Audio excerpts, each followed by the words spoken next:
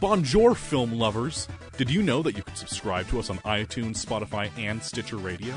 We also have a website, realnerdspodcast.com, where you can find cool articles and other ways to listen to the podcast. You can also follow us on social, Facebook at Real Nerds Podcast, and Twitter and Instagram at Real Nerds.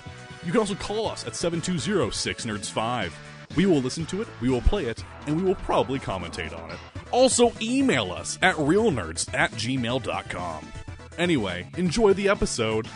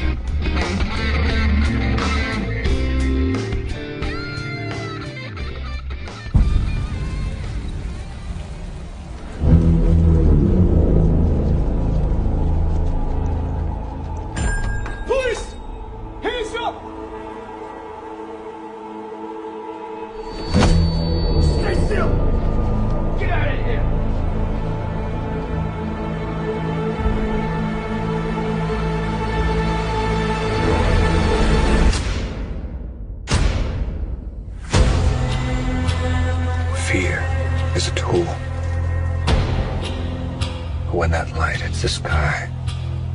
It's not just a call. It's a warning.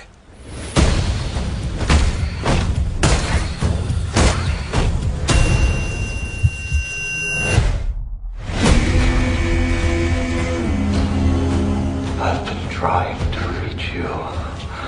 Burn the gun! This is a powder keg. And Rither's the match. I can take care of myself. If this continues, it won't be long before you've nothing left. I don't care what happens to me. It's only gonna get worse for you.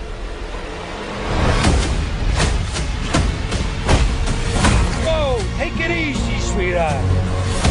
Hear everything they say, ain't you? Maybe we're not so different. Who are you under there?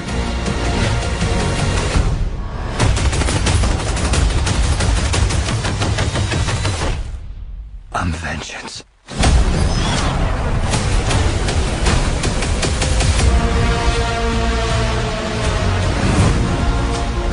What's black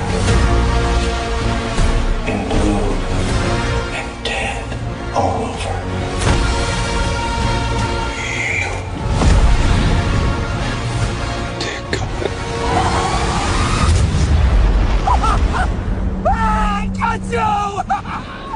I got you!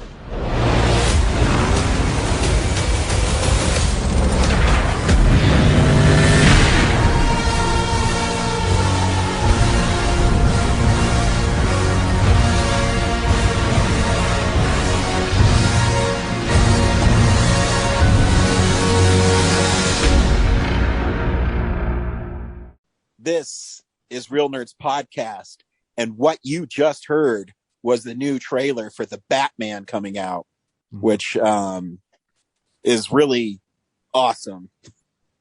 I love the part where he's walking down like the alley or something, and he's, getting shot at, and it's lighting it up, and he's beating people up at the same time.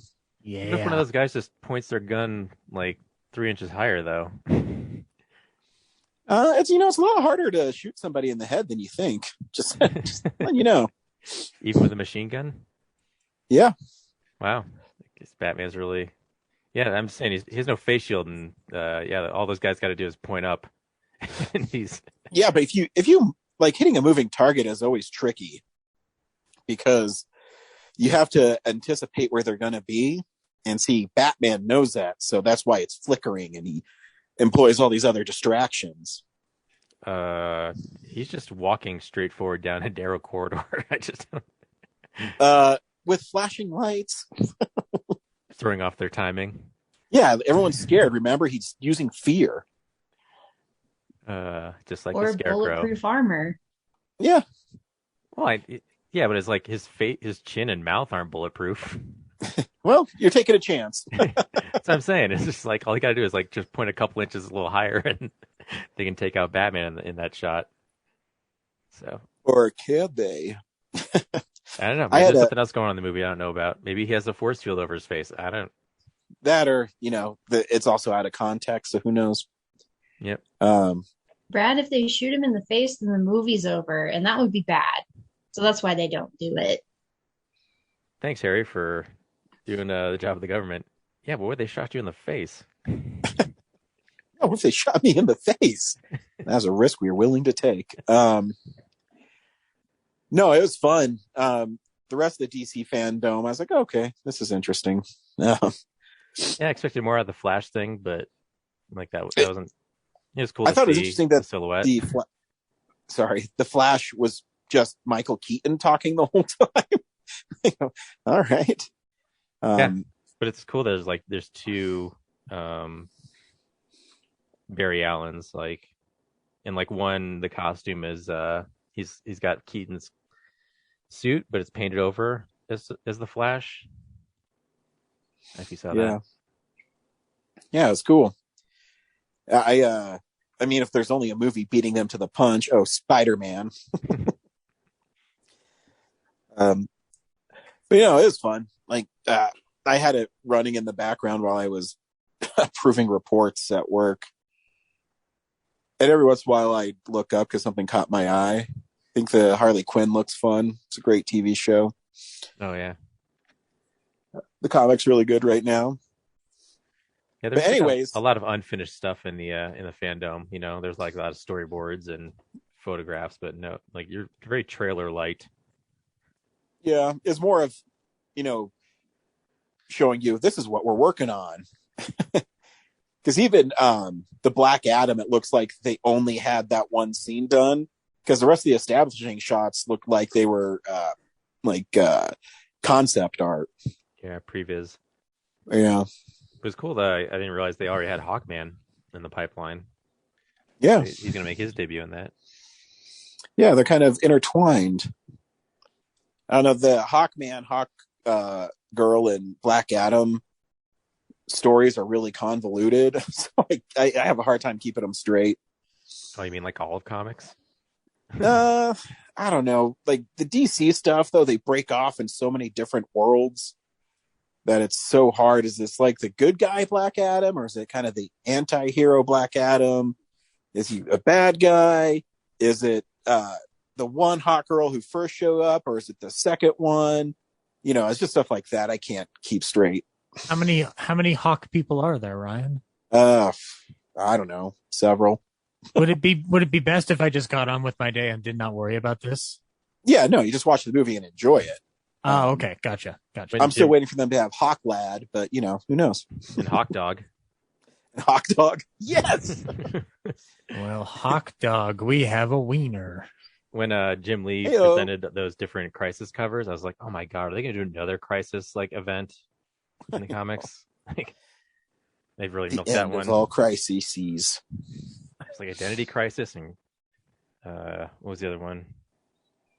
Oh, I mean, the first one's Crisis on Infinite Earth. Yeah, but after Identity Crisis, they had like I think it was Infinite Crisis, right? Infinite Crisis, yeah. And then there was something recently that I didn't pay attention to that one. No, in fact, on DC stuff, I pretty much drop off everything except for Harley and the main Batman title. I don't even read Detective Comics because they're starting to not have Batman as much in them. So interesting, because they always have Batman in them. No, if you go back, because I have some of the early ones with Batgirl. Yeah, like they're like pre-1980 stuff. Yeah.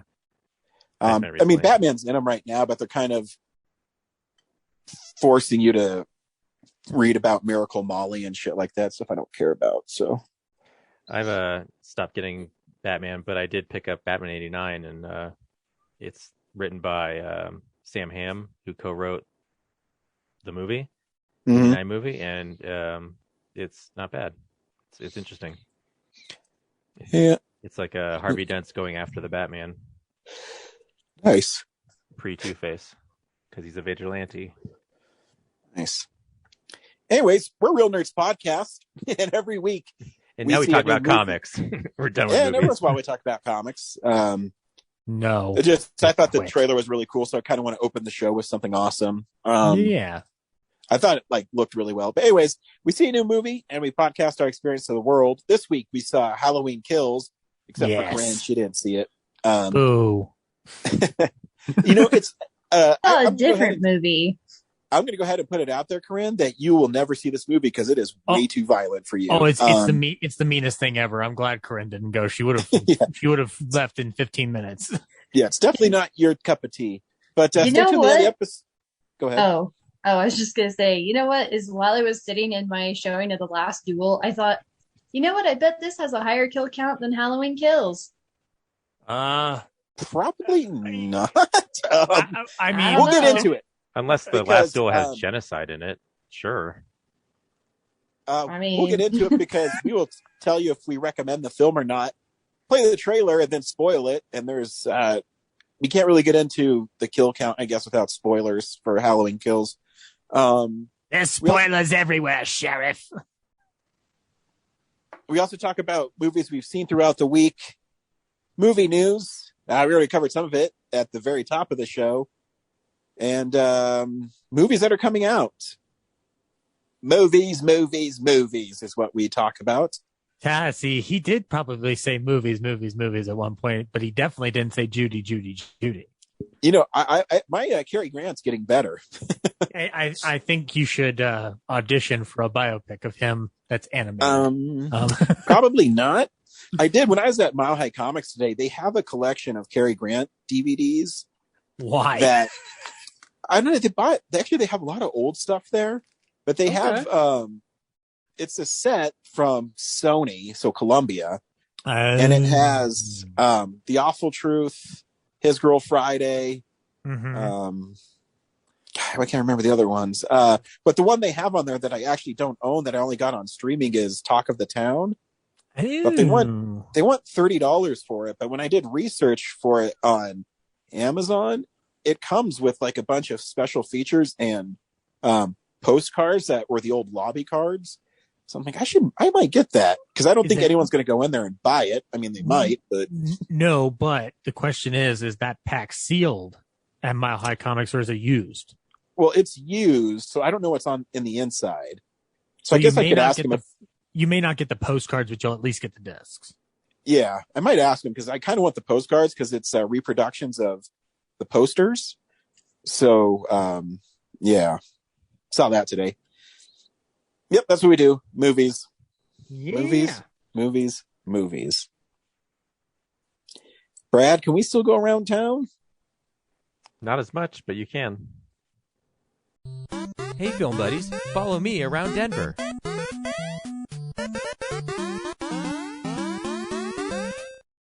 Well, like I said last week, the Holiday Twin is the only one still open in the metro area. So on screen 1, you can watch Dune, and screen 2, you can watch No Time to Die. Nice.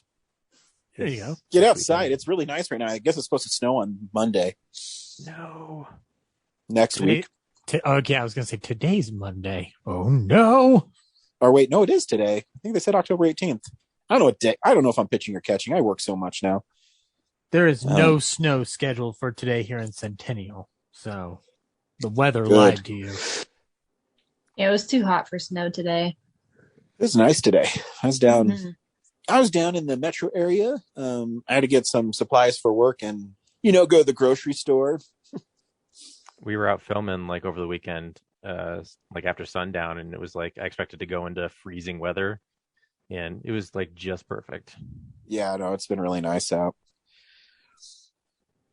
Really nice. Speaking of nice, this is what's coming out on Blu-ray this week, the 19th. DVD releases and Blu-rays. Have the lambs stopped screaming, Ryan? No. I just need some fava beans and a nice Chianti. We're good. Yes, you can pick up The Silence of the Lambs in 4K, courtesy of Kino Lorber putting it out. standard artwork from the posters with Jodie Foster's mouth being covered up by the death moth and Hannibal Lecter's mouth being covered by the death moth and a death moth in the middle of them. So yeah, pick up the Silence of the Lambs in 4K. Also coming to you in 4K is 1996's slasher classic Scream, both in a standard and in a steelbook edition. Ooh, I had the steelbook coming. I was wondering what I got charged with from Amazon. I couldn't remember. So is Paramount just not going to put out the rest of the series? What's the deal here? I don't know. Right. Maybe not. Yeah. I'll tell you what they are spending a bunch of money to put out on 4K and Blu-ray is Snake Eyes, G.I. Joe Origins. You can pick up your 4K version of Snake Eyes. And you can also pick up a steelbook edition. Also coming to you on 4K is Demons 1 and 2 from 1985, courtesy of Synapse Films. This is a special limited edition of Demons. Demons, it's a group of people trapped in large West Berlin movie theater infected by ravenous demons who proceed to kill and possess the humans one by one and thereby multiplying their numbers. This sounds like fun, Ryan. I want to see Demons. Yeah, it's fun. It's a knockoff of a zombie movie, but I mean the gore in it's pretty great. Okay, right on. I'm gonna peep this out. Something that you can also peep out is DC animated movie Injustice in 4K. You guys picking that one up? I'll be getting it. It's based on the game that's made by the guys from Mortal Kombat. So. Oh, gotcha. So they're now basing it. Oh, it's based off the game. Gotcha. Based on the game, based on the comic that it spawned, and it's from the bubblegum comic of the same name. Wait, what? And the end of Snyder Cut alludes to it. Yeah, it's you're right. Yeah, the premise is the Joker tricks Superman into killing Lois Lane, and then Superman kills. This isn't spoilers. It happens at the very beginning of the movie, or I guess the video game. I think it's in the trailer too. Yeah, it's in the trailer. And Superman kills Joker and sets up a world where he and Wonder Woman rule it. And like with basically, if you step out of line, they'll fucking kill you. So it's pretty cool. And Batman starts underground resistance. Gotcha. Alrighty, cool. Well, what else is coming out? I mean, I'm not going to get it, but if you want, you can. Old in 4K. You can get that on very, 4K. Very old. I haven't seen it yet. Is it something I should see? I mean, Brad from the movie. Brad's already talked about it on the show once before, and it sounded like, no, you don't need to. Maybe I will check it out. I don't know. So, I want to give Brad, M. Night Shyamalan another chance. Should I wait till it's streaming? Yes. Okay, that's all I need to hear. All right, fair enough. Something I will take a chance on is The Night House with Rebecca Hall from 2020. I know. I want to see that one. It got really great reviews. I know we had it in the poll, and I think you guys ended up doing Reminiscence instead. I wanted to do The Night House, but fucking internet voted for us to do Reminiscence.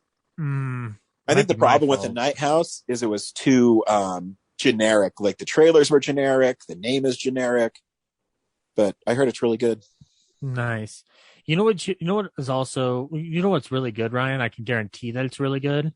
Mad Love from 1935 with Peter Lorre and Colin Clive coming to you from Warner Archive. That movie is fucking dope.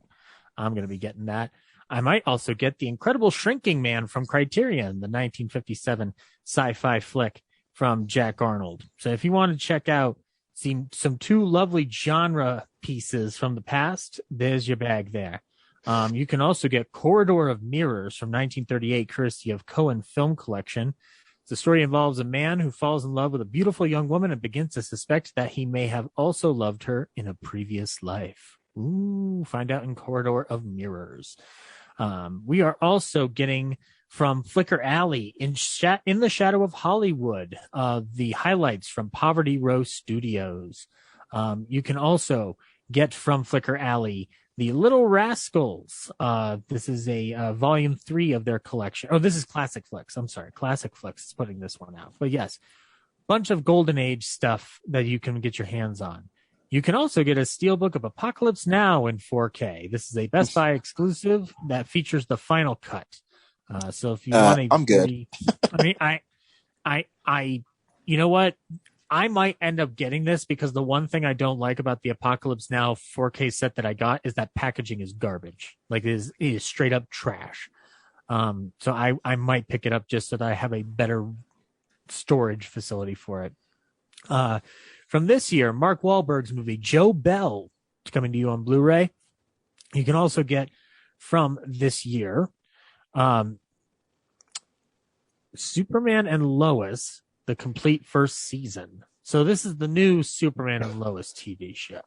Oh, cool. Does Dean Cain spout his far-right conspiracy theories on there too? Cool. That's a 90s show.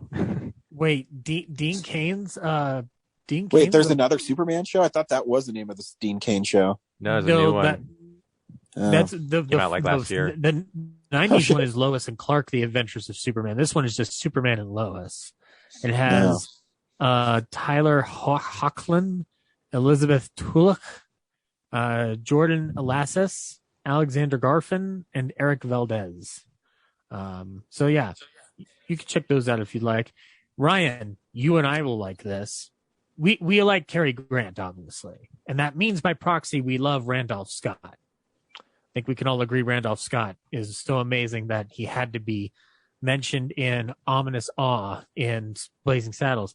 Well, now Mill Creek Entertainment is giving you a Blu-ray collection of 12 of his Western films. So you can pick up films such as The Desperados, The Nevadan, Santa Fe, Man in the Saddle, The Stranger Wore a Gun, A Lawless Street, Hangman's Knot, The Tall T, Decision at Sundown, Buchanan Rides Alone, Ride Lonesome, and Comanche Station, all coming to you through this wonderful 12-pack from Mill Creek Entertainment. So everybody bow your heads for Randolph Scott, Cary Grant's best friend.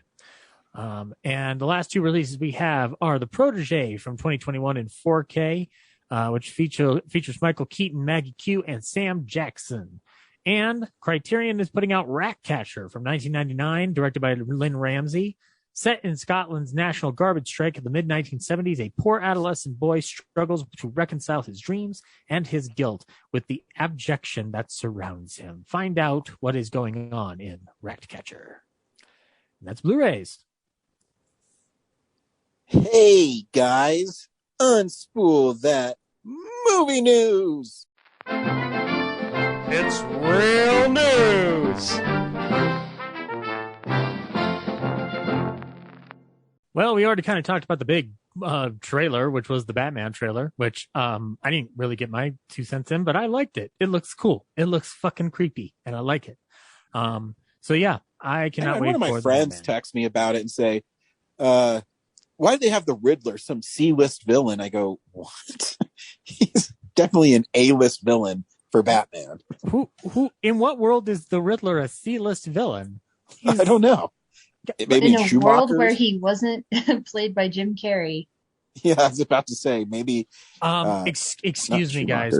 Before Jim Cary did it, Frank Gorshin did it. So therefore, he's always going to be an A-list villain. I will not have you guys besmirch Frank Gorshin's name. No, I don't even know who that is. Well, Corinne, I will introduce you to him gladly, and you will fall in love with Frank Gorshin. He's in the Batman 65 show, Corinne. 66. 66, I mean. I guess in the comics, like, Riddler was the C-list villain, but like in my lifetime, he never seemed like that. So I would never say he was C-list, because he was always like, the problem with Batman villains is in the 40s they were all pretty diabolical, and then they went through the Batman TV show era where they were all pretty goofy. But I always thought as the Riddler as cold and calculating. I mean, he's in Hush. He does in the Long I guess in the Long Halloween he's kind of a joke, but yeah, I think like since like the 70s onward, when they went back to like the Dark Knight period, like that's when he got more in depth. But yeah, like prior to that, he was, pretty, I built a giant box with a question mark on it, type of thing. Yeah, but I mean, just off the top of your head, list me the best Batman villains. I mean, Joker, Penguin, Catwoman, arguably, Riddler. Egghead. Isn't there one that's like a pumpkin or something? What am I thinking of? King Tut. Scarecrow. Condiment King. Man-Bat. Poison Ivy. Clayface. Court of Owls, Ra's al Ghul, Two-Face. Ra's al League Ghul. of Shadows. That's his- one of their best rogues galleries, really. Oh, hands down, yeah. Mr. Freeze. Did we say Clayface? Well, yeah, you said Clayface, but yeah, like Mr. Freeze again wasn't like an A-lister until the animated series. Yeah, no, he was an afterthought until Heart of Ice. Because he was his original name too. I think it was Mr. Zero or something.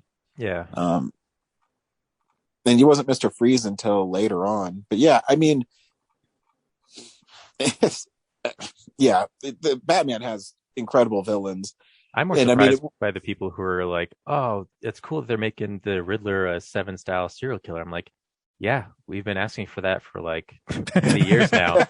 Like that's a great take. It's just like Matt Reeves was the only one who had the balls to do it." Yep. Yeah, and like the characters you were listing off, Zach, like Calendar Man and stuff. Those people to me are his C-list villains, not the Riddler.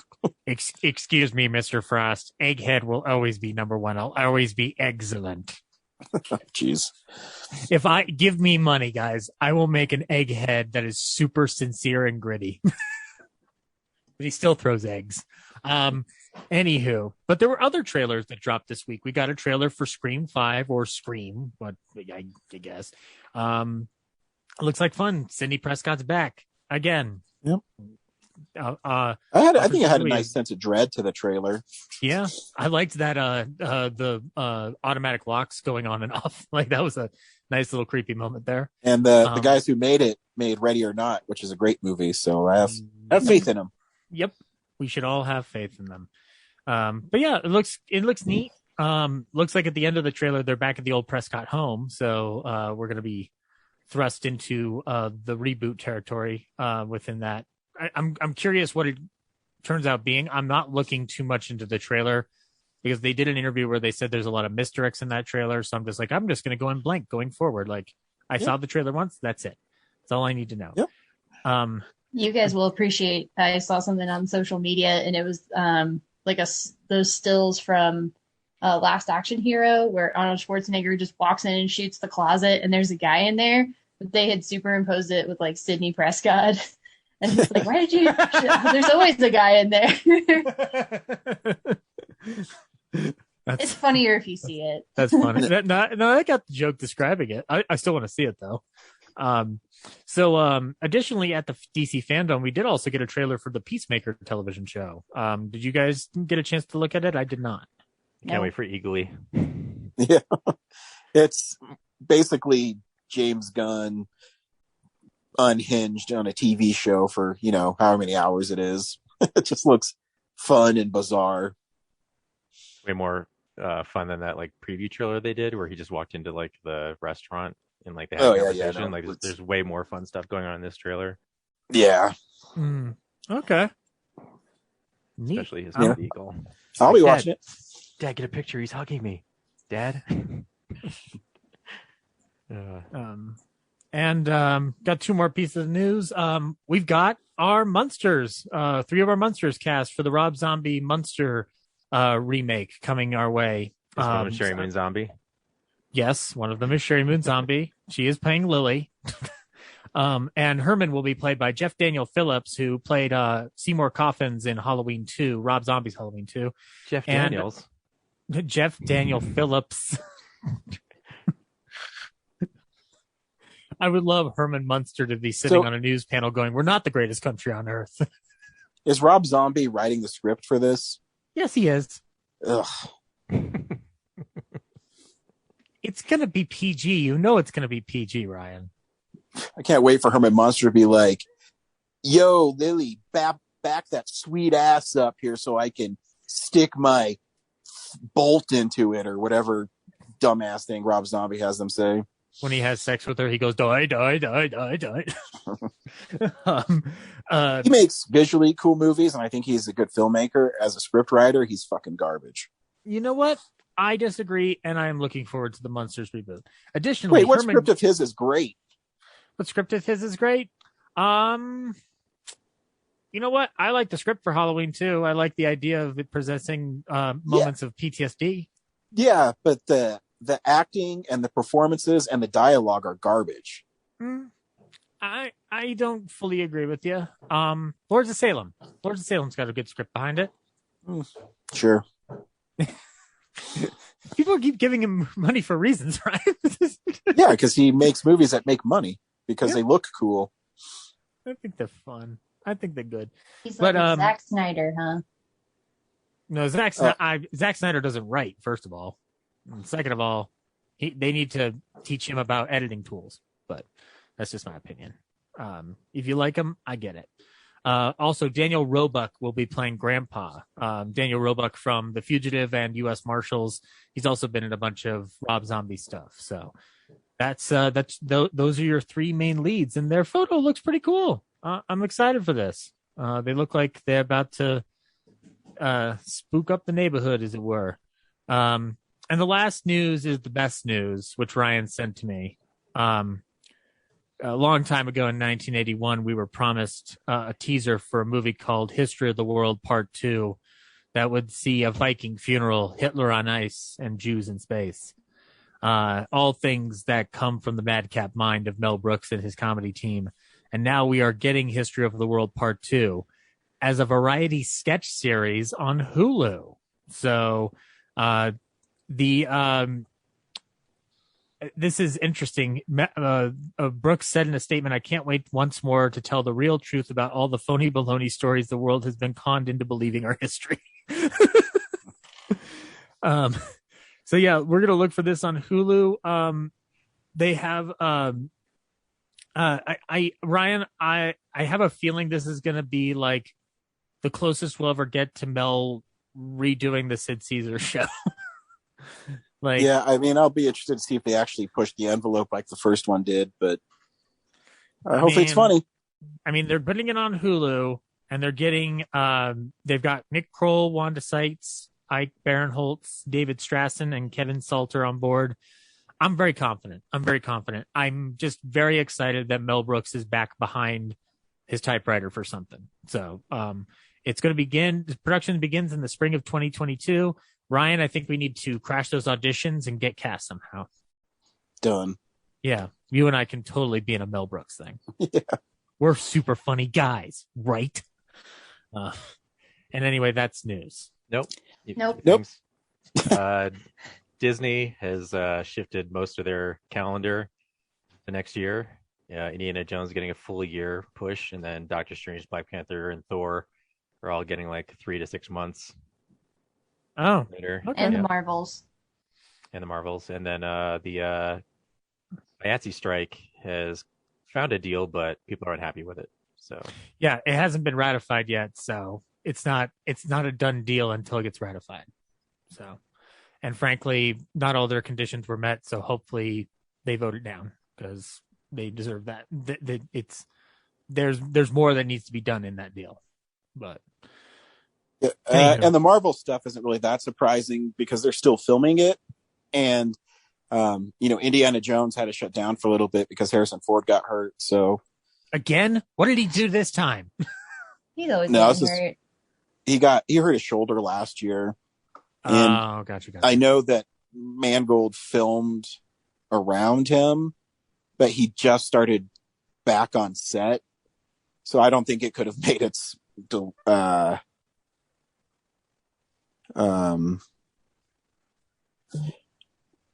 I just think they're just not going to have it done in enough time. Gotcha. I was worried that he tried to fly another vehicle of some kind and he crashed again. That was my concern. So, or like J.J. Abrams accidentally nearly decapitated his leg again. So, all right. Well, look for all those in a little bit more timeline. Meanwhile, so what? After Spider-Man, we're waiting again for Marvel product? Yeah, I think till the summer. What are we getting next? I think Doctor Strange and Multiverse of Madness is the first one. I think it's in June. I think it's moving to May or June. Yeah. Okay. Fair enough. But I know they started filming it after Spider-Man, and Spider-Man just wrapped in like January. So I don't think they have time to get it done. That's fair. All right. Well, here's hoping we get these sooner rather than later. And that's news. Yeah, Multiverse of Madness is May 6th, I guess. And feel like also, and one more piece of news is that Fox Searchlight has canceled its production of Jane Austen's Persuasion.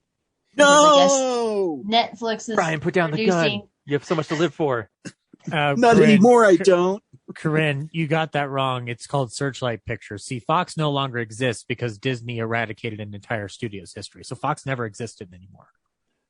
Whatever. I don't care because the only one I care about is the one that Henry Golding is going to be in, and that's the one that Netflix is producing. So we're A-okay, people. Will You mean you Snake Eyes? do you think you'll be able to persuade Ryan to watch Persuasion? No. Okay. If there's nothing else opening that week. All right. Well, we're going to shuffle the calendar to make sure Ryan has to watch Persuasion. I'm getting on the phone Really with Hollywood glad now. Brad talked me off that ledge, too. Yeah. Ryan, No problem, I was Ryan, here for you. We're glad you're going Thanks. to be okay. I you have so given much. up all hope on persuading Ryan to do anything for his own good. It's fine. We've He won't watch technically Ted Lasso. He won't watch Crazy Rich Asians. So I'm No, I'll just watch Ted Lasso because giving up. Brad told me to. Yeah, I finally got him close. He's almost there. Oh, well, if you're doing it because Brad told you to, then I take back my offer of watching a horror movie. Corinne, I've been negotiating that deal with you, not Ryan. No, I told Ryan that if he watched Ted Lasso, I would watch a horror movie of his choice. Okay. With some caveats. Okay. How about this? So 'Cause not I've already- really of my choice. It's of your choice. I mean, almost hostage any horror situation. movie. Okay. Corinne, how about this? Because I've got another person who's recommended this to me too, so I might as well take the plunge based on 2 recommendations. I mean, I was going to do this anyway, but I'll expedite this. I will watch Fruits Basket if you watch a Friday the 13th movie of my choice. Wait, like which? Okay, first of all, which Fruits Basket? And if you're talking the 2019 one, are you watching all 3 seasons? I'll do all of it. I'll start at the very beginning before even 2019. Okay, that's an offer I will take. Okay, there you go. And I'll start you off right with Ryan's favorite in the series. I only have to watch one, right? I mean, we're hoping that you get addicted. That's not happening. Yeah, I don't see that happening. First taste is free. Yeah, and no fast forwarding through the kills. Yeah, that's Nope, the thing. I Correct. won't fast forward through the kills. I will watch the entire thing. Credits and You have to all. enjoy the bloodletting. No putting your hands over your eyes. I've got to watch it with her on Discord, so then that way I make sure she's actually paying attention. I don't even know what Discord is. It's a way you can watch things together. There's a bunch of apps to that. Anyway, Change fine. the format of the show just to bartering.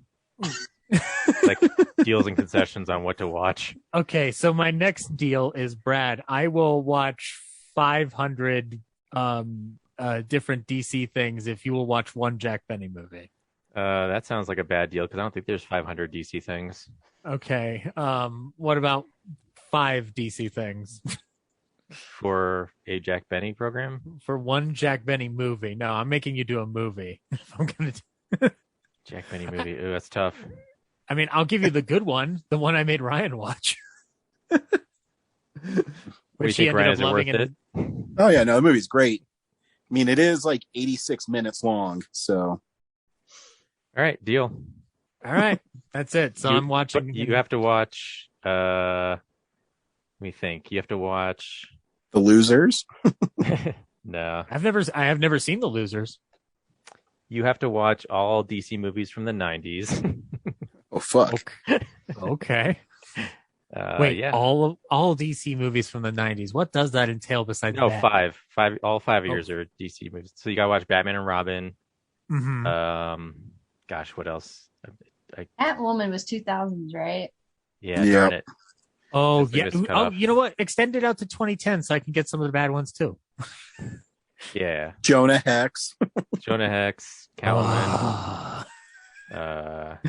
Hey, does that technically include Mask of the Phantasm? That's a good one though. Ooh, He's trying Steel. he's trying to make me suffer for this Oh, Canary with the Steel. Steel. Shoot, that's right. She's gonna watch Batman God. Phantasm and then Yeah. Okay. Yeah. All right. Deal. It's settled. All right. Virtual handshake. Yep. Virtual handshake. Sucker. I'm gonna wear sunglasses, you idiot. Speaking of which, this is stuff we watched throughout the week. I hate Brad. So, yeah, this is the stuff we've been watching. Corinne, what'd you watch? So I'll talk about 3 things. I watched the most recent episode of Hanyo no Yashahime, and oh boy, that's not an anime, is it? Yeah, it is. Oh, I didn't know. Wow, surprise, surprise.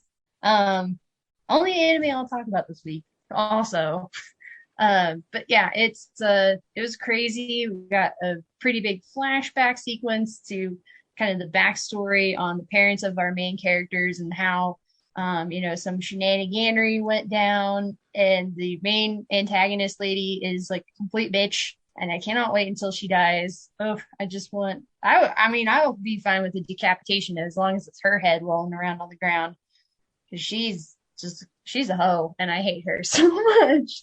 Oh my god. She was a hoe. Faux show. And then we also got a pretty major revelation that was kind of hinted at before, but we just didn't know the mechanics of it. But like 2 of the main antagonists are kind of like connected, and now we know how.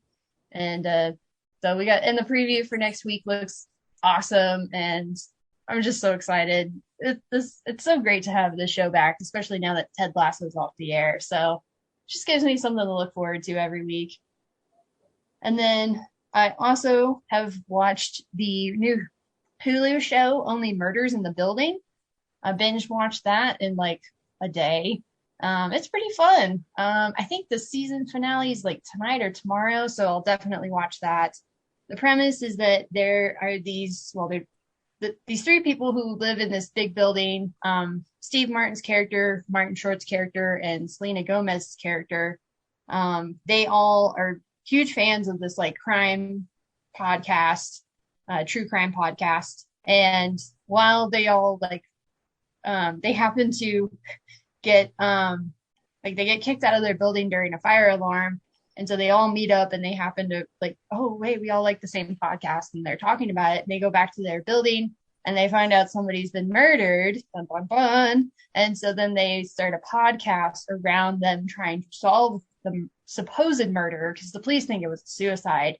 And they start to really delve into the history of the guy who was murdered, and a lot of the drama surrounding that, and how he has connections to other people in the building. And they leave you on quite a cliffhanger. So I'm really excited for the season finale this week. Should be pretty good. Have you guys seen Murder in the Building, or Only Murders in the Building? Not yet, but I do want to see it.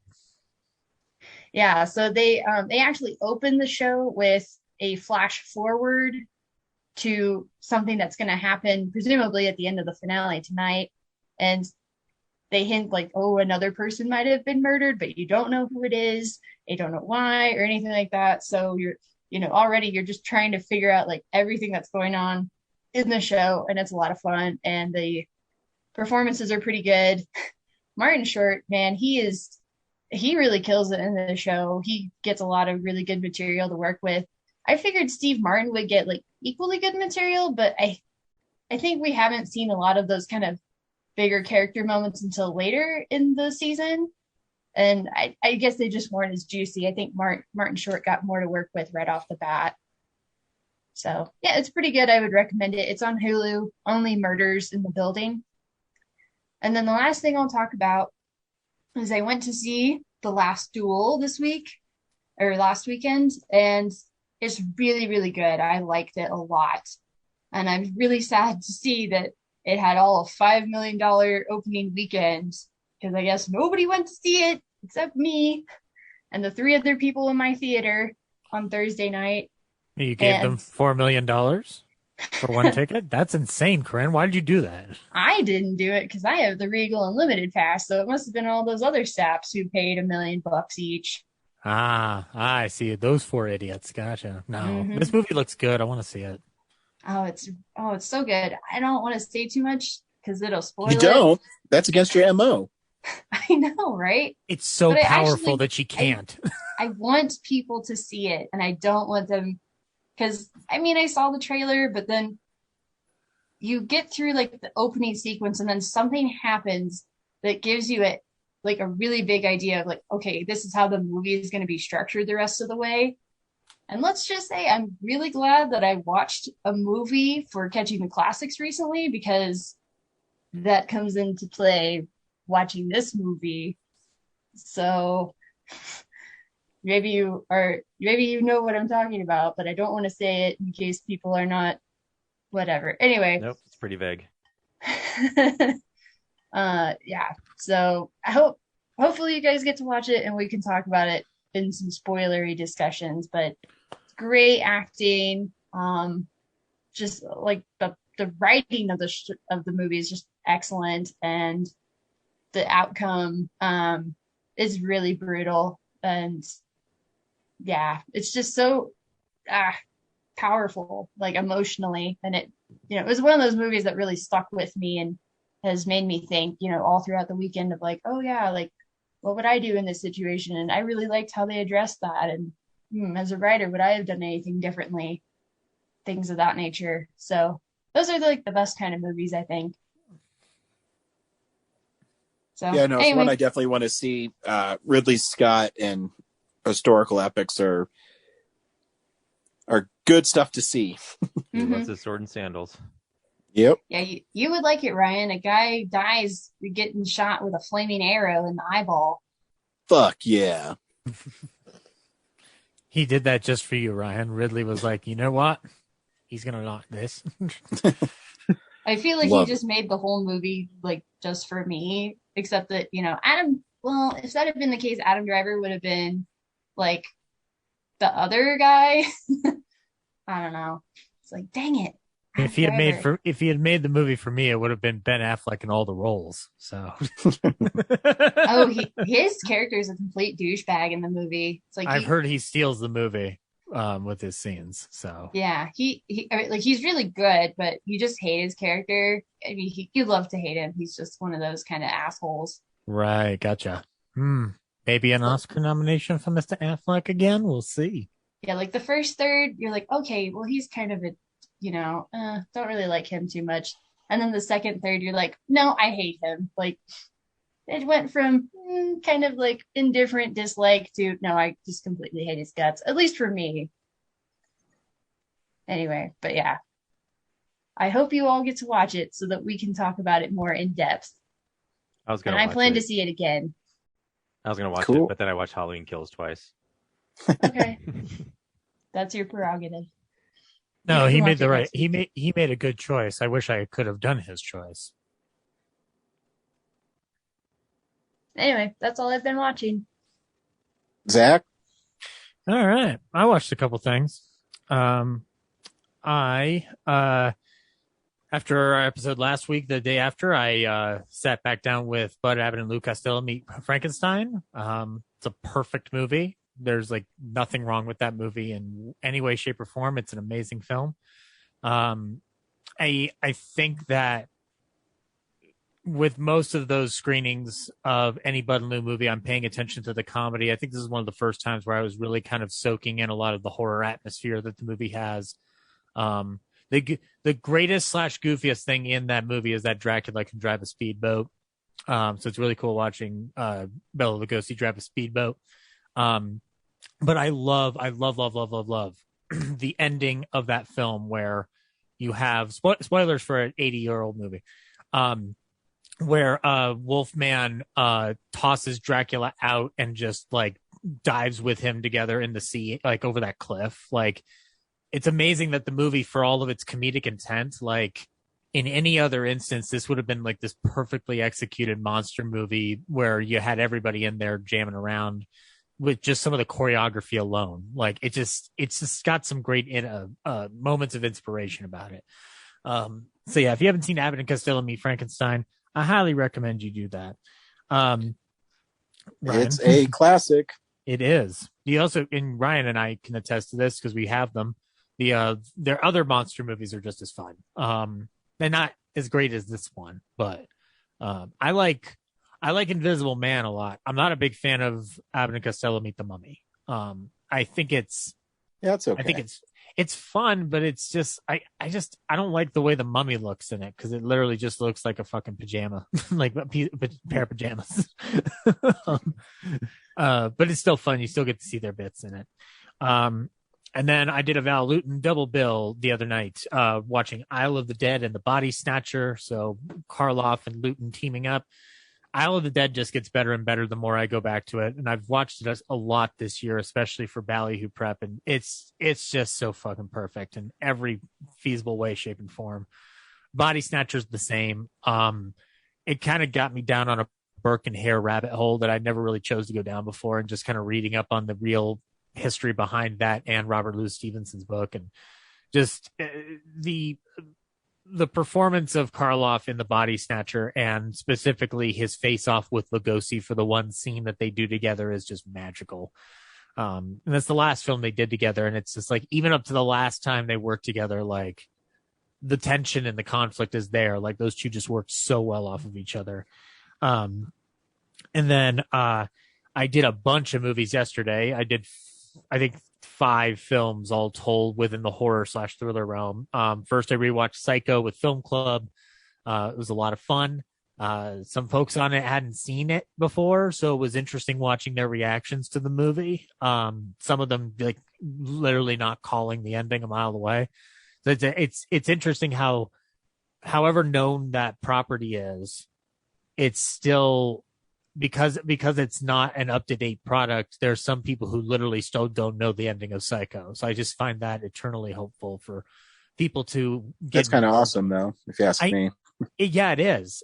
I you know, like we were commenting about, like, I'm ashamed to say that I've only seen this for the first time, and I'm in like this age, and it's like, it doesn't matter. Like, the movies are going to be there for you when you get there. Like, there's no shame in getting to a movie late. Like, Ryan, you got to be or not to be at like not in your 20s, right? You know, like, yeah.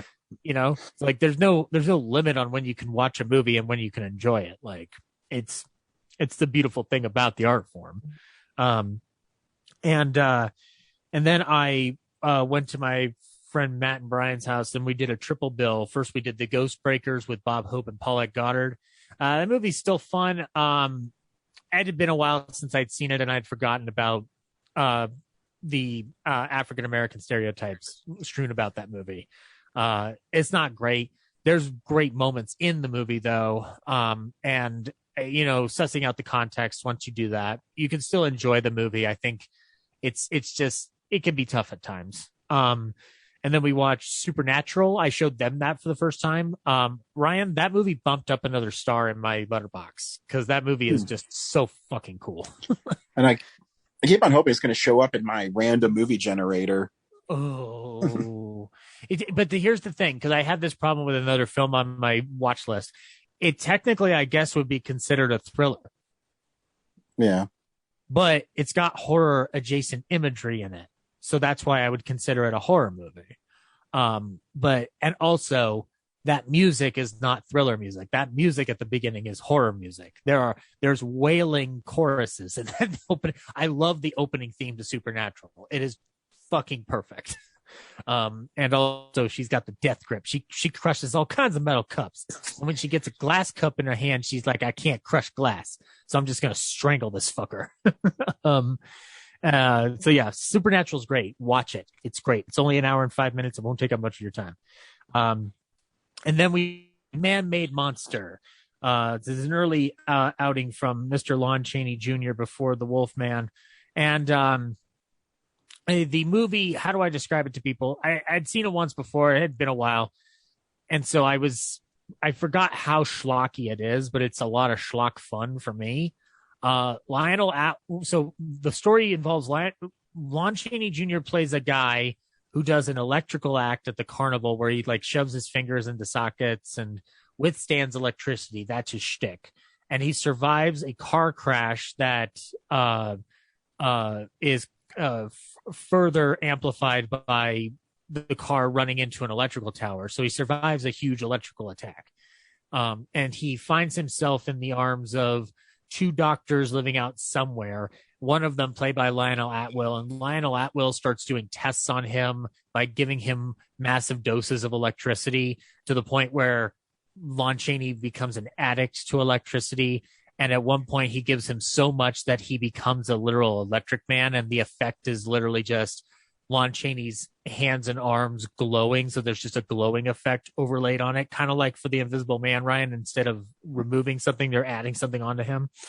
And the movie kind of plays out like how I would imagine a Marvel movie would have, for something gone wrong. Like in another world, this script becomes about him being a superhero. Instead, he's just like a Frankenstein monster, but with electrical powers. Movies like really, like I said, really schlocky, very cheesy, but it's a lot of fun.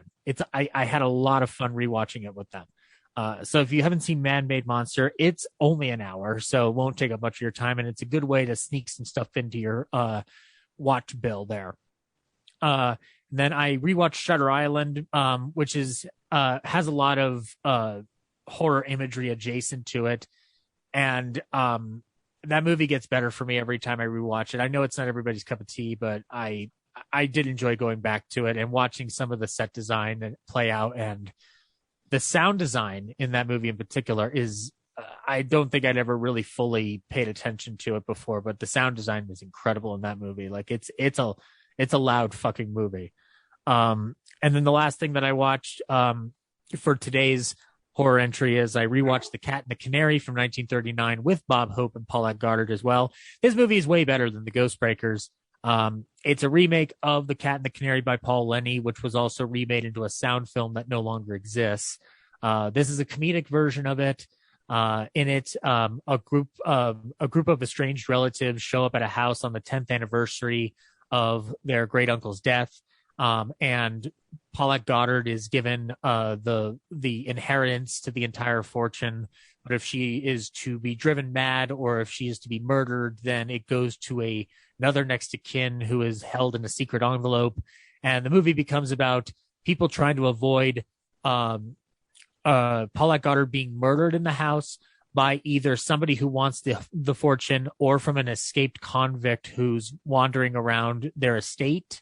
And the big key comedy element of it is you have Bob Hope, and a lot of the characters are over exaggerated so that it creates the comedic capers.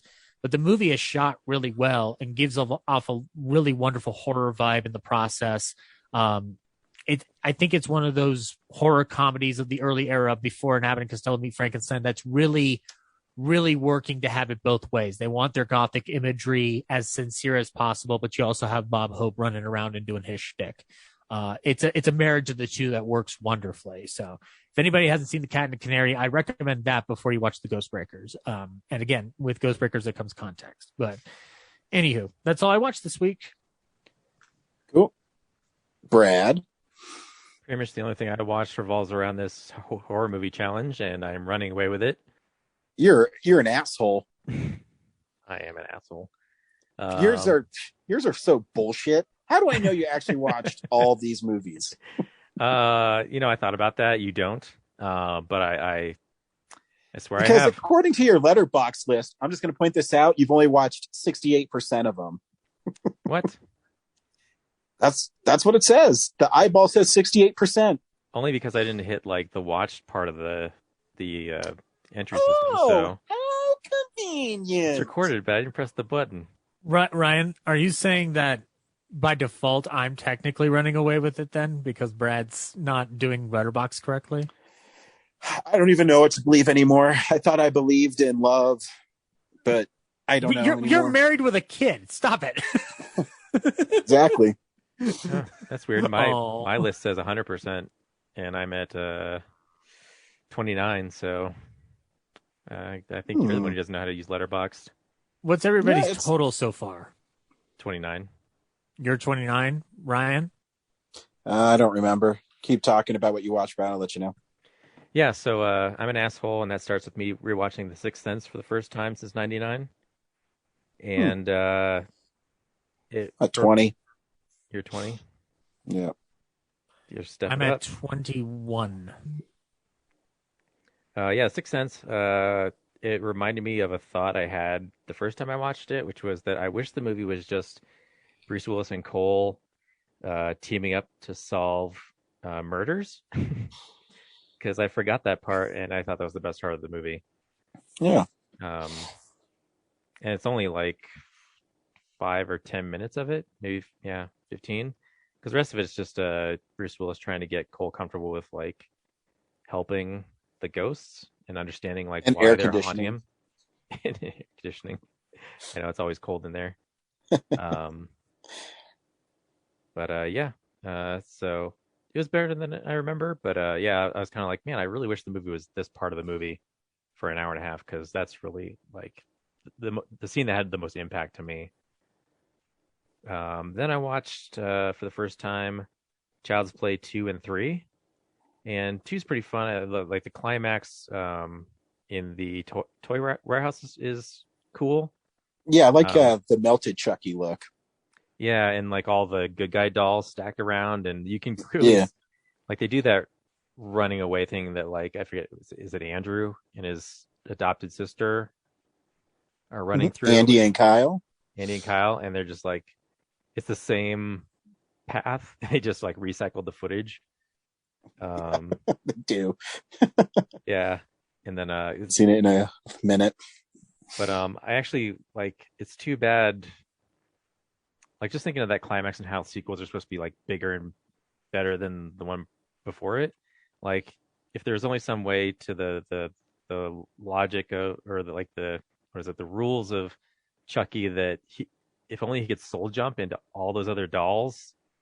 That'd be sweet. That would have been like an amazing, like, they're avoiding all those dolls. Yeah. Like, I can see in 1990, like, having a bunch of animatronic. Like, it's tough to just do one Chucky doll, but to like make a whole room full of them, it would probably be like I love that idea. So I was kind of just wanting that. But other than that, it's like everything leading up to it is kind of bleh. Oh wait, I actually have 21. I forgot to add a movie onto mine.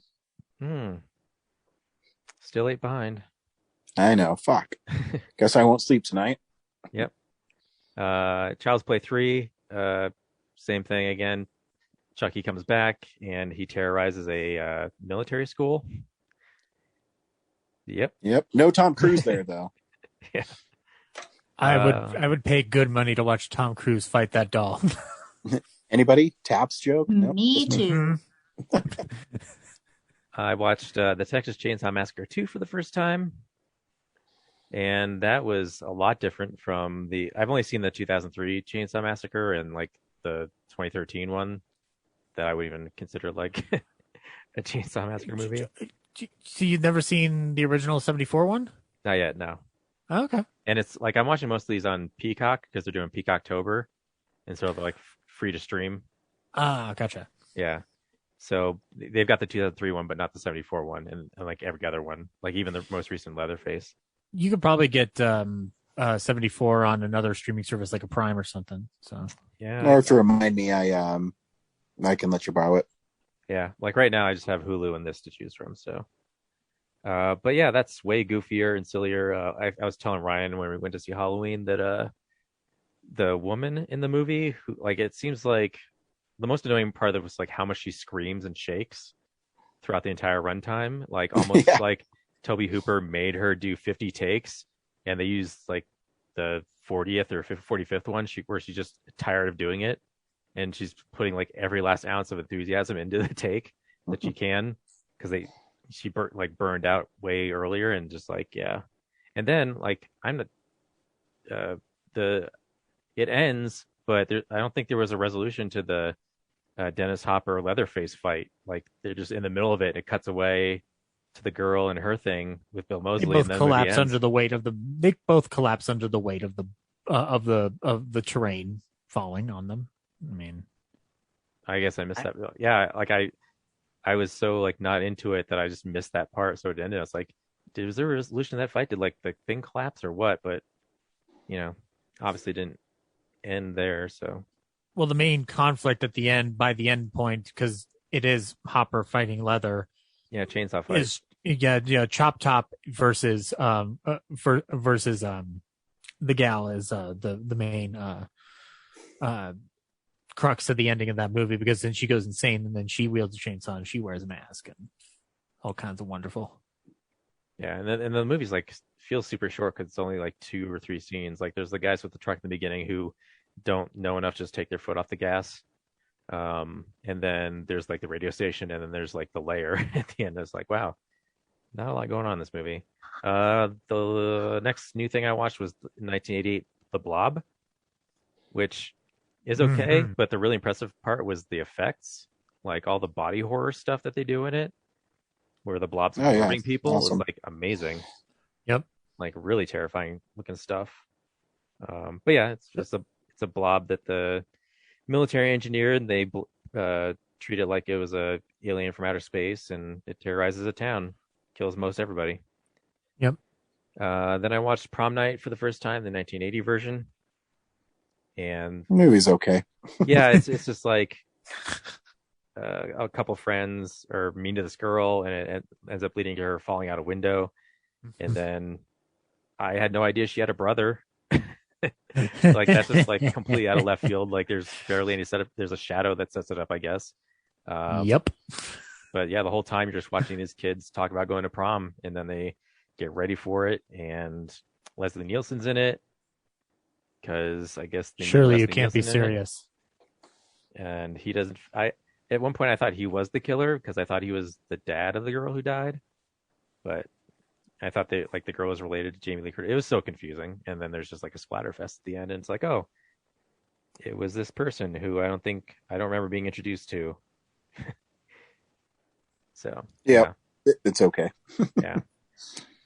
And I guess the only cool part is that like they do there's the van where the nerdy kid like takes the girl out to the woods, and there's like a guy, like the killer is hanging onto the van, and they're doing like these donuts or whatever in the grass, and like stunt person's jumping in and out of the doors. Like that's impressive. So I give props there. Like that's not an easy thing. And then I decided I was lazy. I owned Saw, but it was on Peacocktober, so I was like, I'll just throw in Saw and watch that. And then the next thing I knew, I ended up watching 1 and then 3 because it did that autoplay, and I was like, where's 2? But I've watched 2 a bunch of times, so I just let it slide. And then I watched 3, 4, 5, and 6, which I haven't watched that much. And yeah, they're just kind of like it's amazing for like a 4 to 5 year span. They all have this like consistent production quality for something that wasn't like planned out ahead of time. But overall, like the characters aren't as interesting after Jigsaw dies, you know? Yeah, I always thought Hoffman was really boring. Yeah, like it starts out being like, oh, he's, I don't know, part of the Jigsaw plan, but like he really quickly is just doing he has his own agenda, and it's like not as altruistic as Jigsaw. And yeah, I don't know, it's just the effects are pretty cool, but that's I've talked about Saw a ton, so I'll move on. Oh yeah, I watched the Rami Malek Saturday Night Live was great.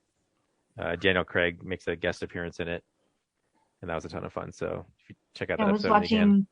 Yeah, I was watching clips this morning too, and man, I like a lot of the sketches, but I think the one where they did the celebrity game show thing, that was probably the funnest one to see Rami Malek and Pete Davidson doing impressions of each other. Yeah, and then like all the other cast members getting to do like Adam Driver and Melissa Villaseñor doing her Kristen Wiig.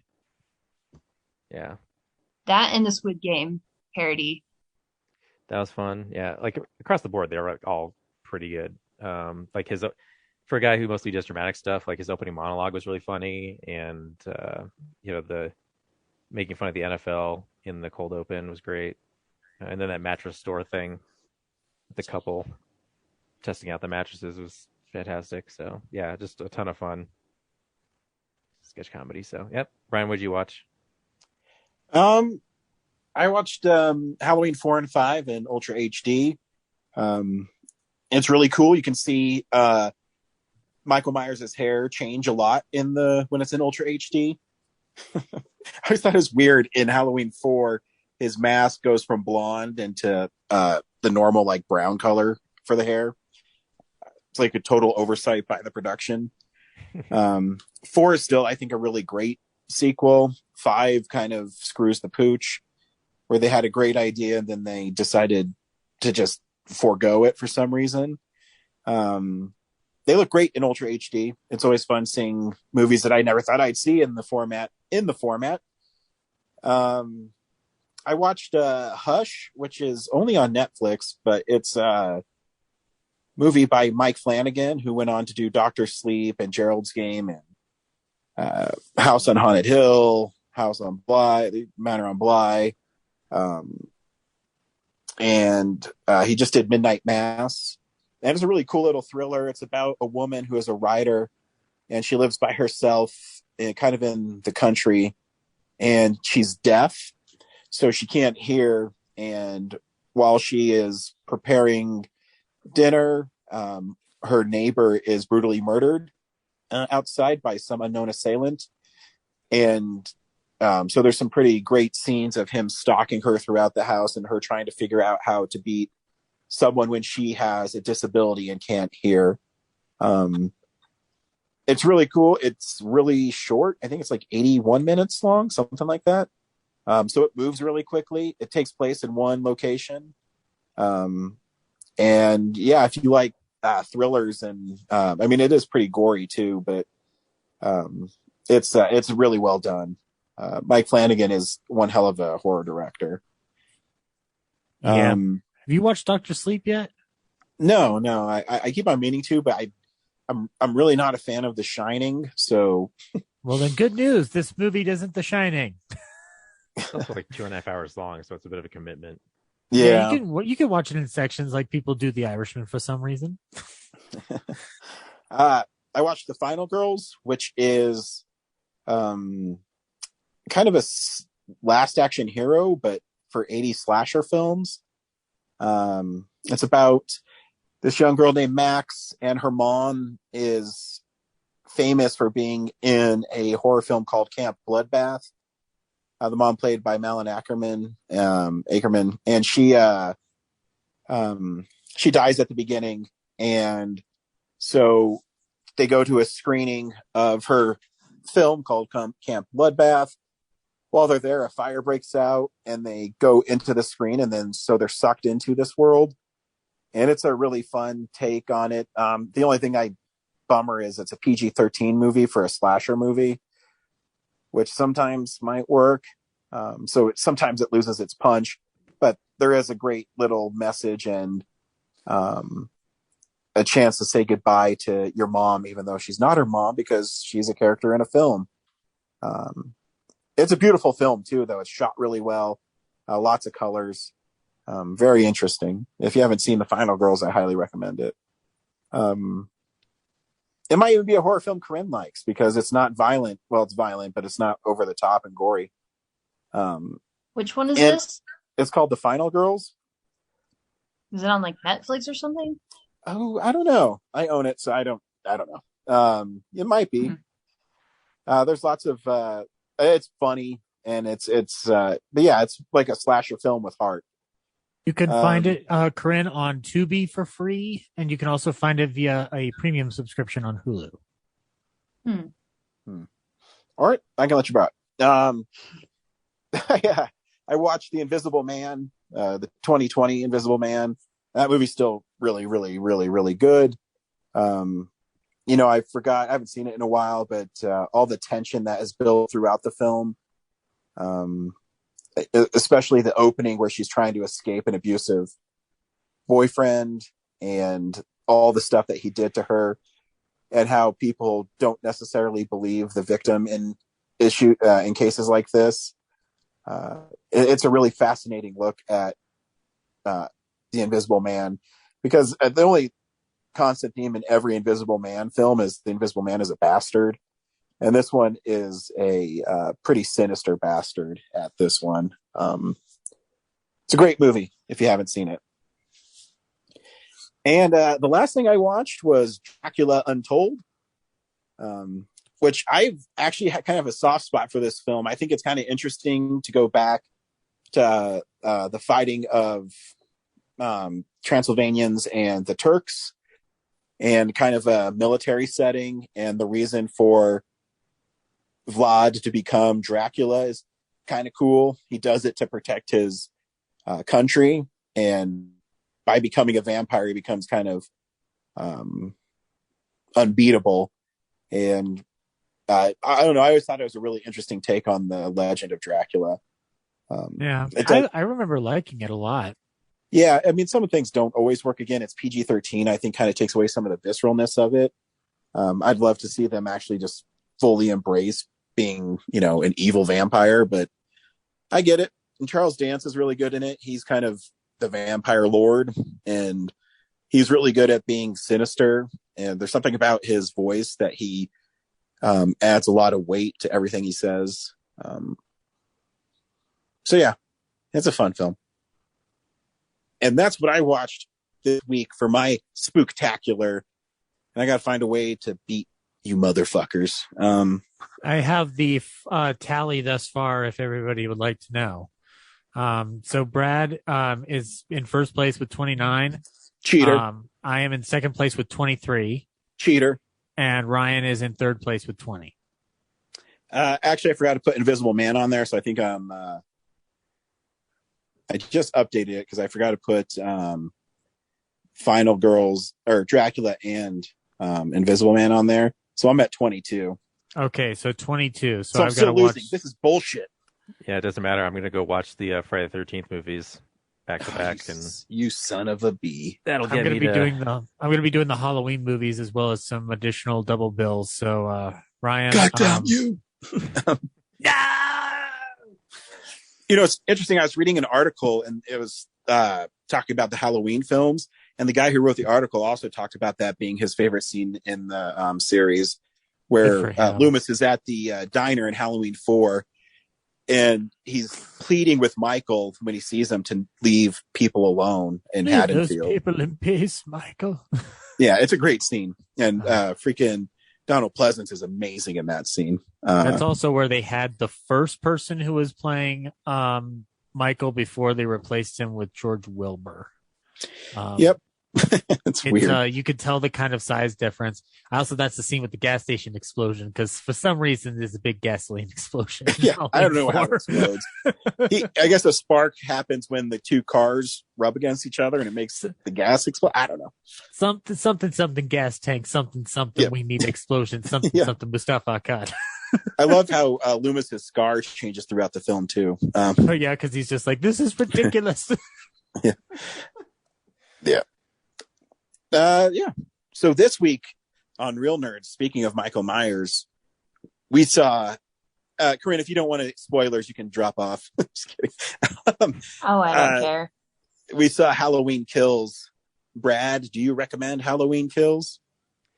Not really. I mean, if you're a fan of these already, like, you probably saw it already, so no point recommending that there. But if you've never watched a Halloween movie, if you're only interested in watching people die, then this is that movie. Otherwise, it's pretty empty elsewhere. I mean, there's no. So yeah, it's a mean movie for sure. So if you want visceral violence, it achieved that, but everything else I was pretty bored about. Zach, I'm gonna definitely recommend the movie. It's getting better in my head the more I think about it, and I still need to go back for repeat viewings.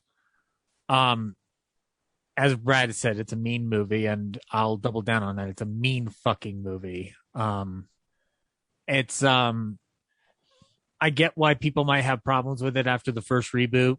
I really appreciated a lot of the ideas they were going for. I don't know if everything is completely perfect, but the through line and the ideas that they play around with it in the Halloween franchise are things that they tried before and it didn't work. And I think they found a way for it to be a little bit more cohesive. So yes, I would check it out.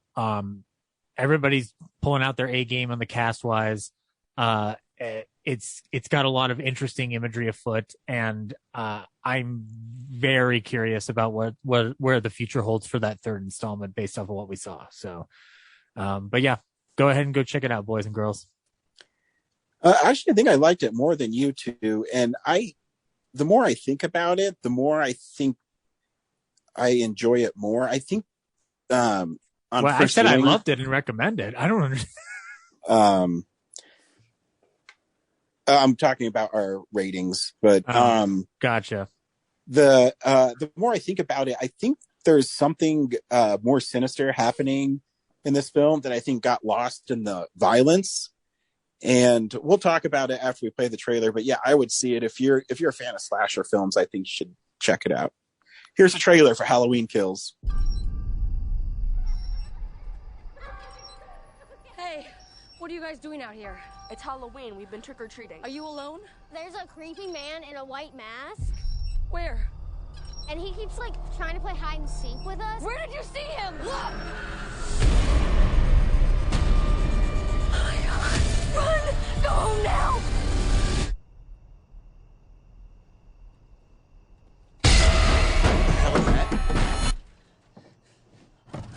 Unlock the door! No! Come on!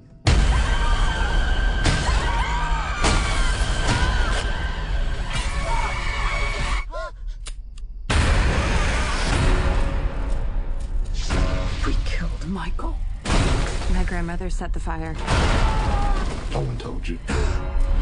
Told me what? Michael Myers is alive. A man couldn't have survived that fire.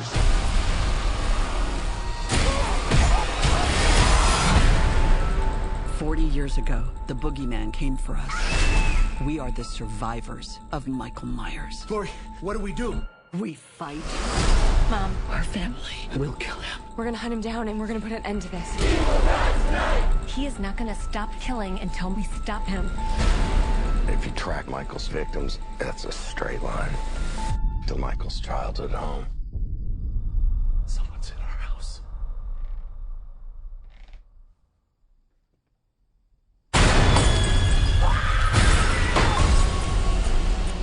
He is coming for me, but I'm coming for him.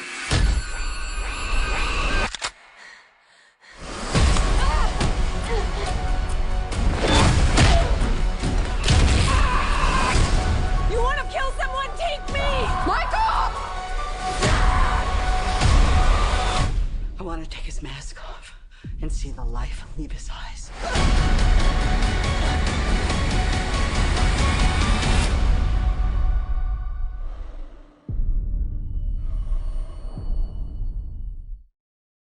Halloween Kills picks up right after Halloween 2018, where the Strode family thinks they have stopped Michael Myers. They have not. He is unleashed by the firefighters there to put out the fire. But before even that, we get a flashback. I was actually shocked to 1978, to Michael's first appearance in Haddonfield. And Jim Cummings makes an appearance as a cop again. Pete McCabe. I think he plays a cop in every one of his movies. He's great in The Wolf of Snow Hollow, if you haven't seen it. Yeah. But yeah, it kind of goes a little more into Michael's backstory and the scars that he left on the town that day are never fully healed. And I think this film does a really great job of playing with the trauma that you endure through traumatic experiences and how you can never truly heal. And when those experiences per se come back with a vengeance, how you can easily be persuaded by a mob mentality. No, I think it's a perfect execution of that. And we talked about it. I mean, this movie is fucking mean, and it really fits its title. I mean, it's so mean. I know there was a change.org petition to cut out the scene where Michael kills all the firefighters.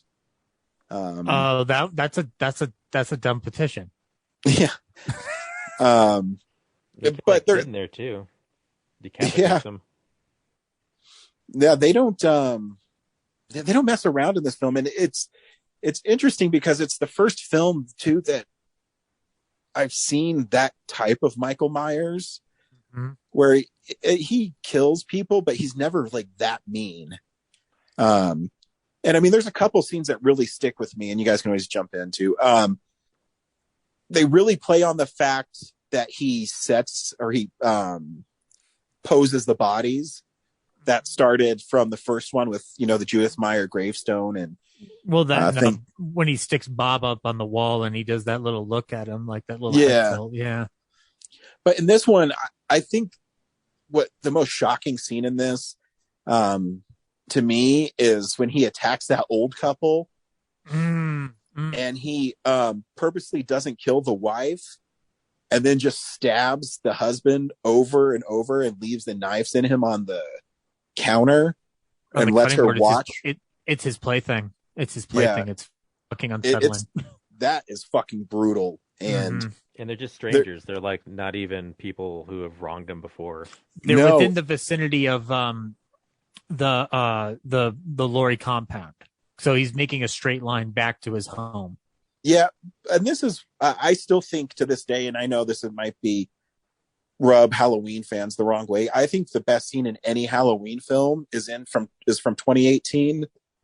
And that's on Halloween night where those trick-or-treaters are happening. And it's just one tracking shot of Michael, and he's just going into random houses and randomly killing people. Yep. I think that's one of the most scary and terrifying scenes in the whole series. Yeah. Because there's no rhyme or reason. He's just doing it. Mm-hmm. He's so there's the thing that makes me feel like I'm going to bump this up in my ratings the more I go back to it, Ryan, has to do with the idea that you are talking about. This movie, so the first reboot for me as a Halloween fan was examining Laurie trauma in a more elaborate way than H2O did, and really focusing on Laurie's journey and also getting us back into the mode of Michael being unrelated to Laurie. He's just out for a night of trick-or-treating. It's fully established that Sartain unleashes him, so left to his own devices, Michael's not going to give a shit about going back to Laurie. He only goes back to Laurie because Sartain literally puts him in that direction before he kills Sartain. And so this film is doubling down on that and really hitting home the point of Michael Myers being evil personified.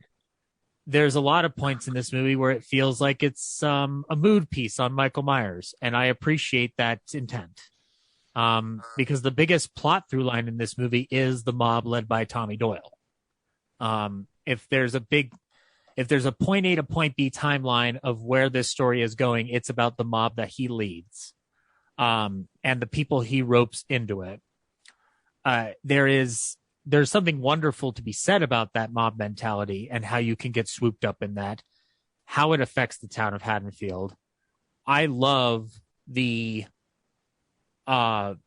meditation that both Laurie and Hawkins have in the hospital rooms, reflecting on what their obsession with Michael has cost them. Like what has it truly done to affect Laurie's life?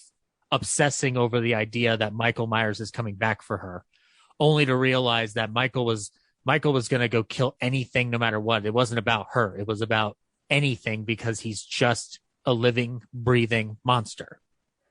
And in a lot of ways, this might be the best Halloween movie made in years because of the fact that it is focusing on that idea and not trying to build a lore and not trying to establish some kind of mythology for Myers. It's literally the idea that Carpenter put in that first movie of Michael just being out for a night of trick-or-treating because he finds a way to escape and just going out and killing. He's not killing, like, we're in spoiler territory now. He kills Karen at the end of this movie. The only reason he kills Karen is because Karen's in his house. The only reason he kills the Elam boy is because he's in his house. If they were not in that house, he would have been killing them. He's not going after them. So I liked the idea that this movie is presenting this notion that Michael is he's just a force. It's ruthless. He doesn't give a shit. He's out to do the only thing he instinctively knows how to do. And I love that there's no explanation for it. They're not trying to explain. They don't need to explain. It's an idea. It's not it's not like Jason, where Jason's I don't know, like Ryan, correct me if I'm wrong. Jason's not really protecting Crystal Lake. He's just killing people because he associates it with the teenagers that neglected him. Yeah, or people just come to Crystal Lake too. I mean, it's the reboot. He's territorial for sure. Yeah. I mean, he just kills. But Brad, I know you had some thoughts on why you weren't a fan of it. Why don't you share those with us? Just mostly like the townspeople of Haddonfield are freaking stupid, clueless.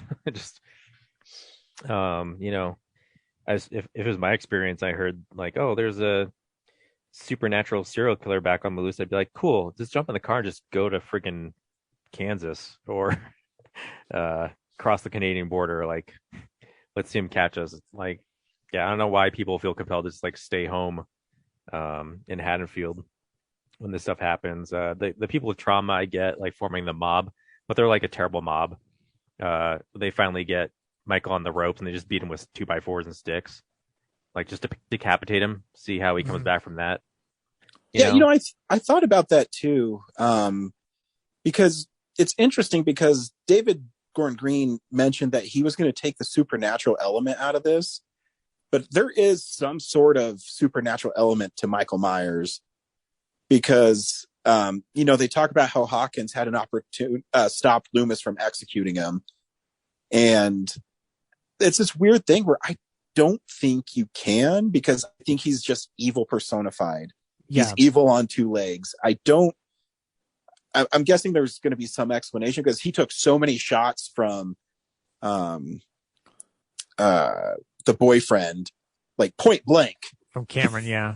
And he kills that fucking kid in a horrible way. But to be fair, he takes 6 shots from Loomis too in the first one. He does. So, and then like 4 more in the mob that kicks his ass.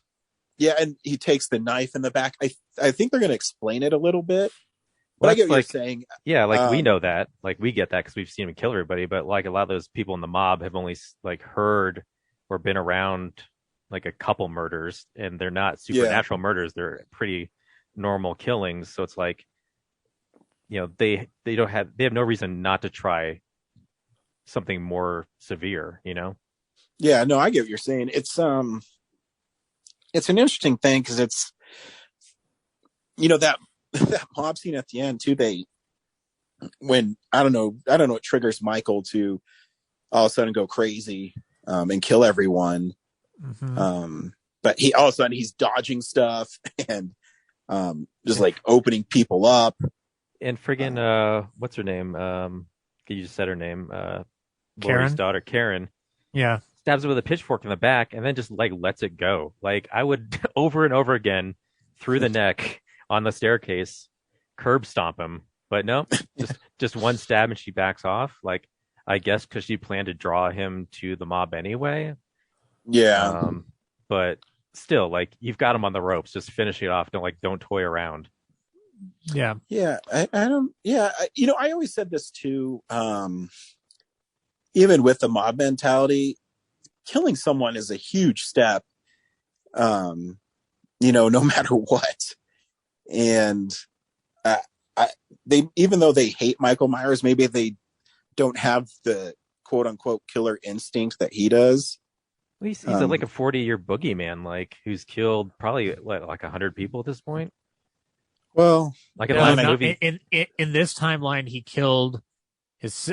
He's already killed his sister, the teenagers in 78, and then the body count in Reboot, which was not as substantial. This one is where he gets his kill count, so it's less than 100. But yes, he's killed enough for people to be fed up with it. A mass murder, right? Yeah. It's different than when you're put in that situation. If you've seen the Night Stalker documentary on Netflix, that kind of happens to that serial killer where he is running from police and then they find out that it's the guy who's a serial killer, and the citizens of Los Angeles start just beating the shit out of him, but they never, take that final step. So I don't know.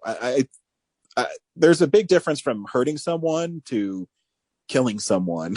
I guess. I know it sounds really weird to say, but Like Michael Myers has a rap sheet that's like indefensible, right? Like, yeah. Oh yeah. Yeah.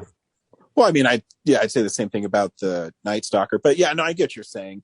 I mean, if it was me, I wouldn't let that motherfucker get up. So yeah, like that, like his entire identity is killing people. So it's like, yeah, maybe, but don't give that guy a chance to get up.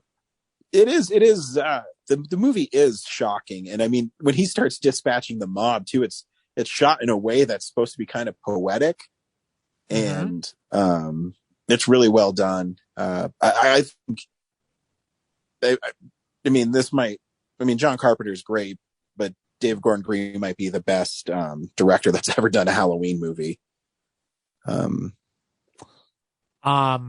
wouldn't go that far. I think he's the best one to do it outside of Carpenter, hands down. That's not even a debate to me. Like he's the only one who's been able to tap into what makes Halloween great, that first one great.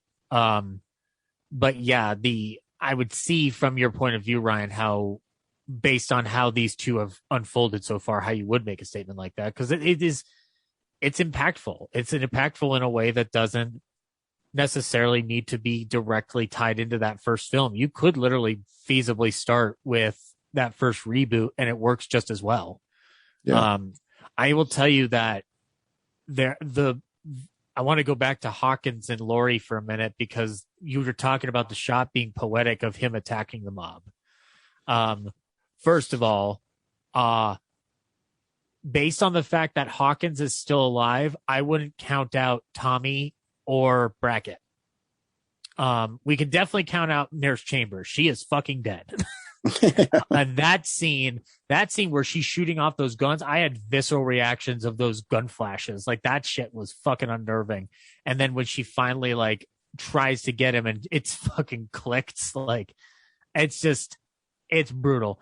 But Brackett and Tommy, again, like we don't see anything super clear. We have no idea. I'm going to take a guess and say that they're fully dead because I think they're trying to prove some finality. And we just got a report that Halloween Ends is going to take place a few years after this.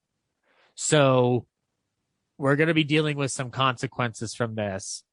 The idea of that poetic imagery intercut with Laurie and Hawkins talking about what Michael has done to them and also what Michael is some of the best stuff I've ever seen come out of a Halloween franchise element, period. Even if you remove that first movie, like it's a lot more powerful than I expected it to be. And I'm wondering if the ill reception surrounding it has to do with the fact that they're not wanting that out of this reboot.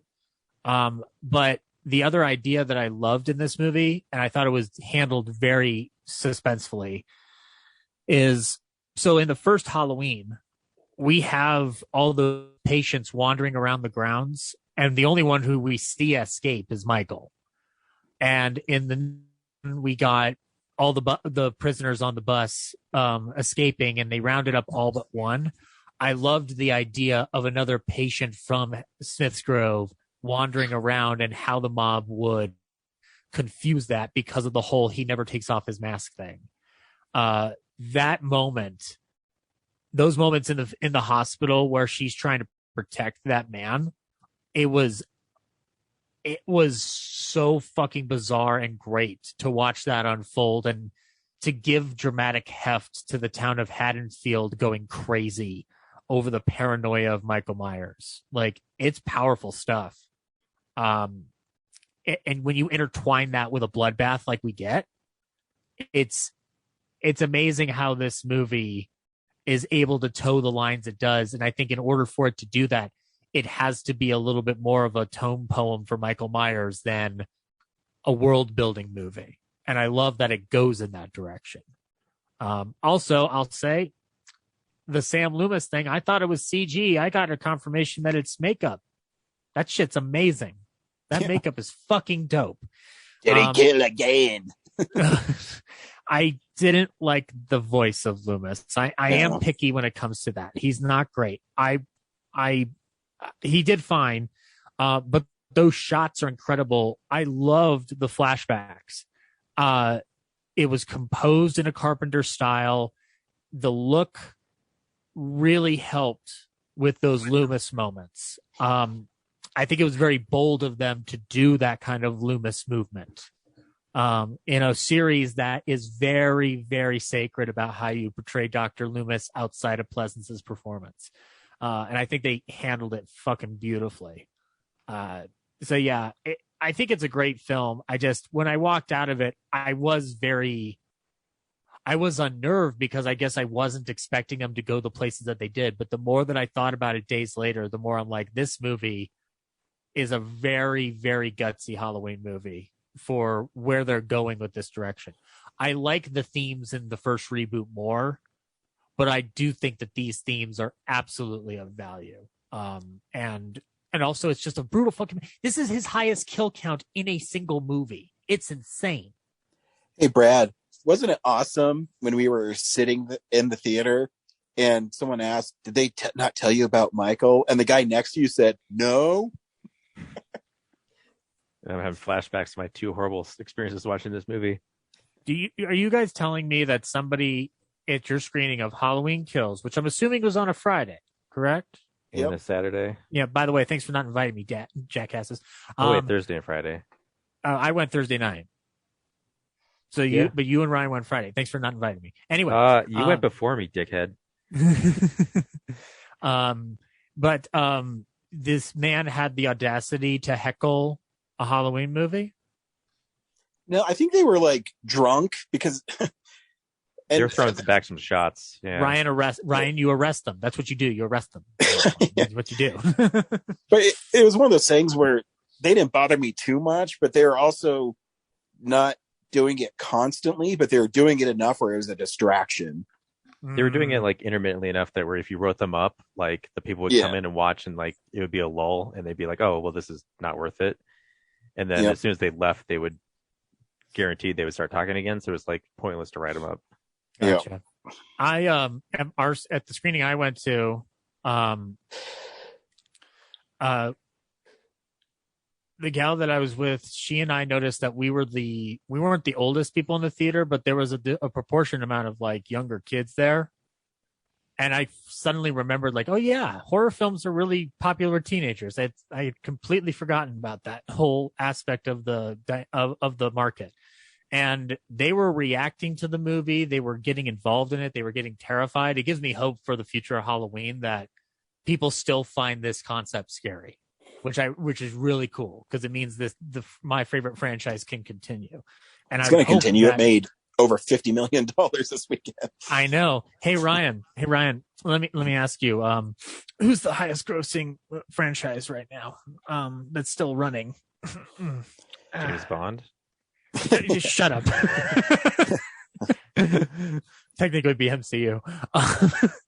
Let me ask you, Ryan, who's the big money daddy in the horror franchise right now? The Conjuring. No, damn it, you're right. Shit. Guys, Halloween made a lot of money and I'm very fucking happy about it. Yep. Good stuff. Yep. Next week is Dune. David Lynch's Dune? Why are we doing a retro review? You hate David Lynch. It's Denis Villeneuve, baby. Dennis Vanilla Ice. Oh, we're doing Dune? I thought we were doing French Dispatch. Kidding. We're doing French Dispatch. Are we able to see it, Brad? No. It depends. It's playing at the Alamo and the Landmark, and I have to imagine Regal or AMC have to have a little bit of it, right? Maybe like a few locations, maybe not a bunch. I mean, let's be frank. How many movies are out there where they really have a choice? Can I still be Ryan? Like I mean, I'm only going to watch it at those 2 places, so. Right. So, Brad, we can do the French Dispatch because it's playing a lot at the Alamo. So. Yeah. And you get like a free French Dispatch magazine. Cool. If you attend there at the Landmark and that. So, yeah, I mean. So, Brad, I will pick the French Dispatch if you can guess my trivia question. Oh, no. Who is the greatest superhero of all time? Oh, man. I know the right answer, but I want to say a different one. Fine. Spider-Man. French Dispatch it is, baby. Hey, Well, Brad, that's what is not it? fair. I Hey, should Brad, be what does allowed it feel to like to participate sell? in trivia. Brad, what is it like to sell out your values?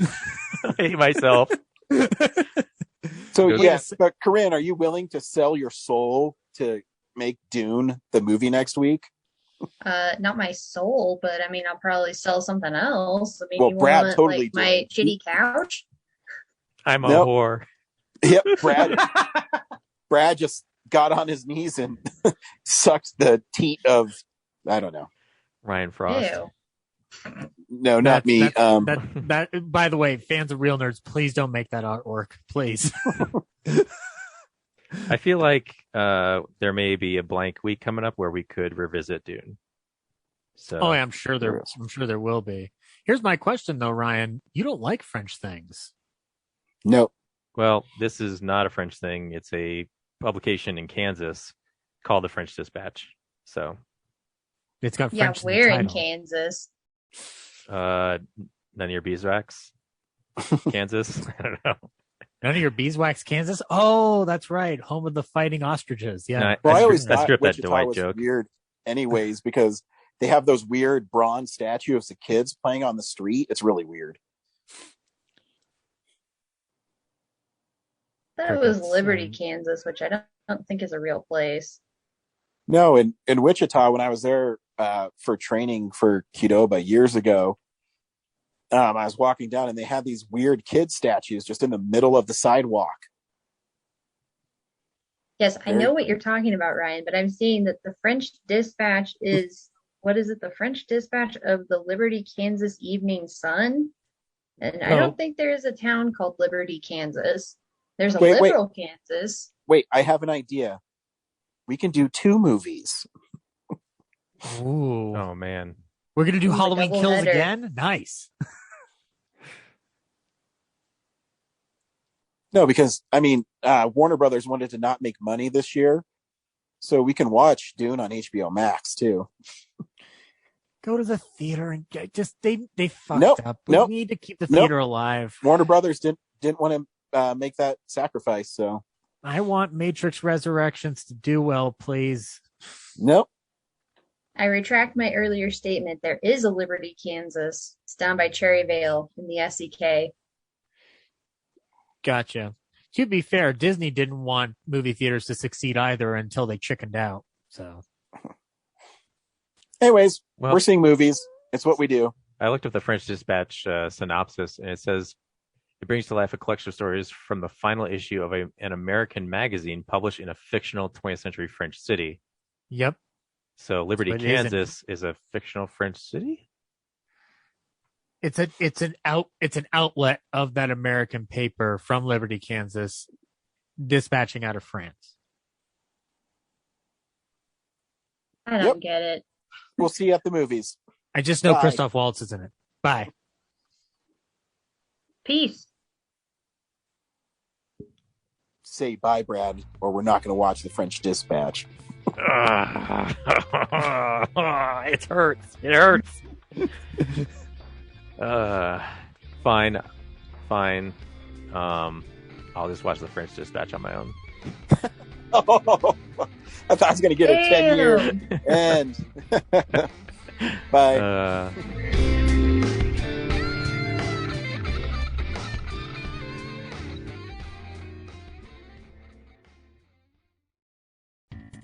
Thank you for listening to this episode of Real Nerds Podcast.